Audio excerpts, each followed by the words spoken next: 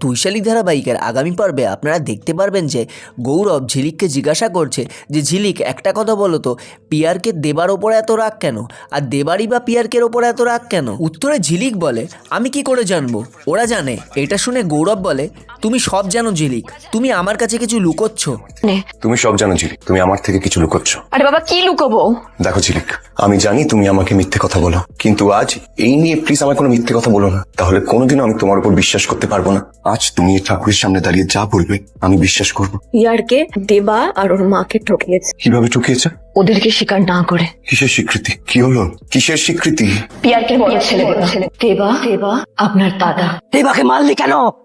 ভদ্রভাবে কথা বলুন। সব আর একটা কথা বললে না এখানেই শেষ করে রেখে দিয়ে যাবো। কে ওই মহিলা এভাবে এসে ওনার সাথে কথা বলছে?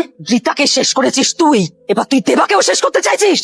এখান থেকে তো কিছুই শুনতে পাচ্ছি না, কিন্তু এই মহিলা কত উত্তেজিত হয়ে কথা বলছেন কেন? আপনার যদি মনে হয় আমি রীতাকে শেষ করেছি তাহলে করেছি, আর আপনার যদি মনে হয় আমি দেবাকে মেরেছি তাহলে মেরেছি।